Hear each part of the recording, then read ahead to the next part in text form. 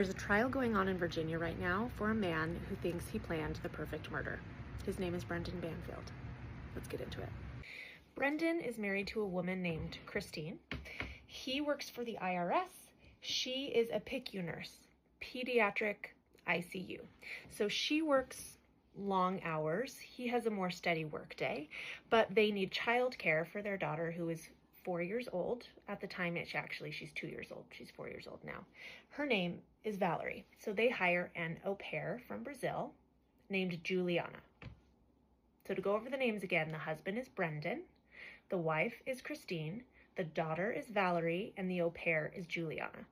Now, not too long after Juliana joins their household to watch Valerie as an au pair, Juliana and Brendan begin having an affair. So not too long into their affair, they start having conversations about what's next for them, okay? And Brendan decides that divorce is not an option. They have a 4-year-old child, okay? He doesn't want to have to deal with custody issues, and divorce is expensive. I mean, who needs that noise? So he comes up with a better plan, I'm saying that sarcastically, of murder. And he can come up with the perfect murder and get away with it because, you guys, he's a federal agent. He's so smart.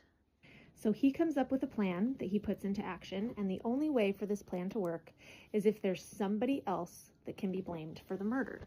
Now, they can't hire a hitman, okay? Hitmen talk. That's dangerous. So how can they have someone else responsible for the murder? They can't talk. Now, this is where the story gets really dark, as if it wasn't dark before. Brendan creates a new email account for his wife on his wife's computer. Allegedly. All of this is alleged. And then, using that email address, creates an account for her on a fetish website called FetLife. And then he creates a profile for her as if she's interested in BDSM, and creates a post that she is looking for an aggressive, violent encounter. Now, he's thought through everything, right? Like, he is using Christine's computer. He needs to make sure that any communications that happen through FetLife happen while Christine is at home. Because if they can show that there's communication happening on her computer at home, but Christine is somewhere else, it's obvious it's not her, right? It's someone else. So plenty of people reach out to Christine because they want to fulfill this fantasy. And between Brendan and Juliana, they get back to these people and they carry on conversations. Now, it can't be just anyone. They have particular feedback for each of them. So let me paint you a picture of the people they reject, okay? One of them said, "This sounds very interesting. I would love to do this with you. Why don't we meet in person?" They stopped communicating with him. Another person said, "You know what? I also would love to do this." They went back and forth a little bit, but said, "I am not willing to do this until we meet in person. You have to understand what risk this puts me in. I'm a stranger showing up to your house with a weapon. I need to meet you in person before I commit to this." They stopped communicating with him too, until they connect with Joe Ryan. Now, Joe Ryan says he's willing to move forward with just a phone call because Christine says she doesn't want to take away from the excitement of it by meeting in person, but she's willing to do a phone call if that's what it takes. Thankfully, there was a woman involved in this plan, right? Juliana. So the day of the plan comes, okay? Brendan is apparently running off to a really important meeting that morning. It's around 7 a.m. And Juliana and Valerie, the daughter, are off to the zoo. They all leave the house around the same time while Christine is in bed. And she has set up this encounter for around 7:20 a.m. So Brendan leaves. He goes to McDonald's. He's in the drive-thru. We see this on camera. Doesn't get anything. Comes around and goes through the drive-thru again. Okay? Goes and parks his car. Is parked for a little bit. Then gets out of his car and goes inside and is in the bathroom. and is in the bathroom for about 8 minutes until he gets a phone call from Juliana, and then he rushes home. So what's happening during that time that he's at McDonald's? Well, Juliana and Valerie go to leave the house. They leave the house, and then they realize they forgot the lunches for the day. So Juliana comes home, but when she comes home, she sees that someone had parked in the driveway. Now, in the messages between Christine and Joe Ryan, she had told him, park in the driveway. So when she sees this strange man walk into the house, she tries to call Christine. Christine doesn't pick up. What we will find out later is that Christine's phone was turned off and in a drawer of the bar cart downstairs. This has me wondering, if I had set up this encounter for myself, would I be more likely to put my phone in that spot?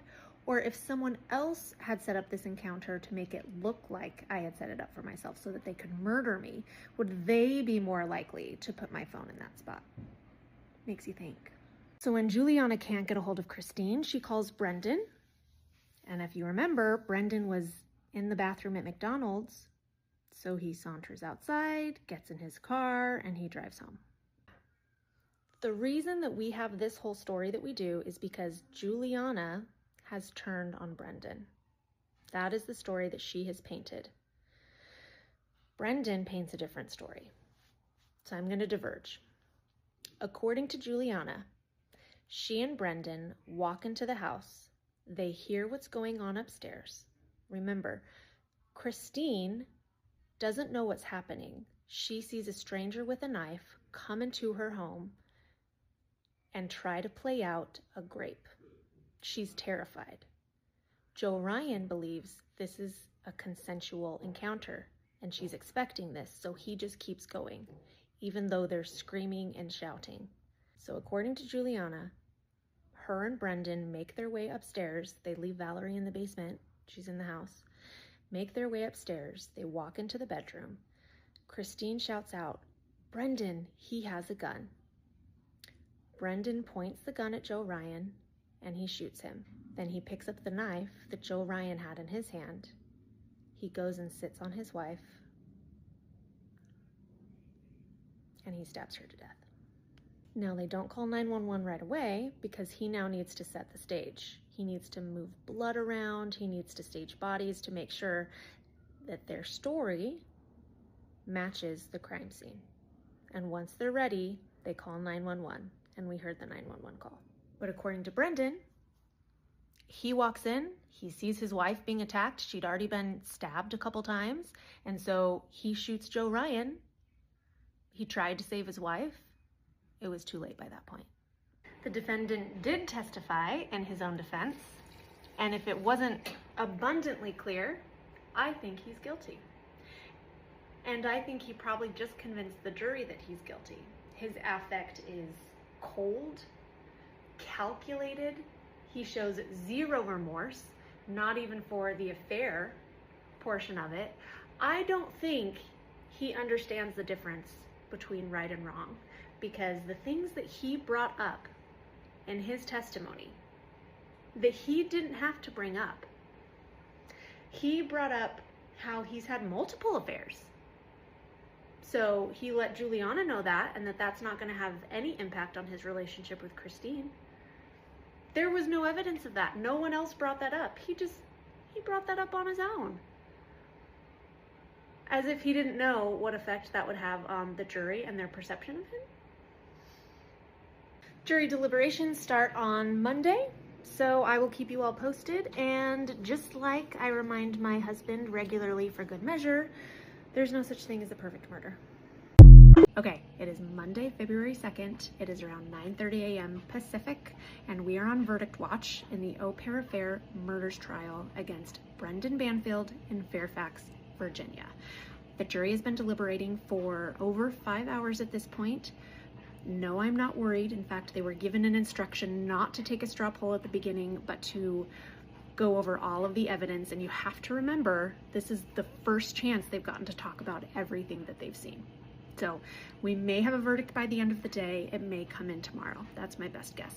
But while we're waiting, there's a couple additional pieces of information that we learned in the trial that I wanted to share. One is, in my original video, I misspoke when I said that the one thing that Christine said to Brendan when he first came up into the bedroom is, "Brendan, he has a gun."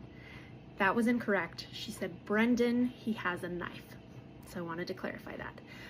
The other thing I wanted to add is that according to the autopsy, Christine had multiple stab wounds and slashes, okay? I think it was around 9 or 10. They were to the jugular vein, okay? So this woman was losing a lot of blood, but apparently not so much that she wasn't able to continue talking to Brendan. So according to him, she didn't give him any instruction, despite being an ICU nurse, about how to stop the bleeding or how to take care of her. Instead, she just told him, "I'm so sorry, and I love you." Isn't that beautiful? Anyway, I thought I might share for you a clip of Brendan Banfield testifying, because I think it paints a really nice picture of who he is. Take a listen. Did you love your wife? Very much. Did you want to continue your marriage with your wife? Yes. Did you have a relationship with Juliana Perez Magahais? Yes. The relationship started as professional in October of 2021.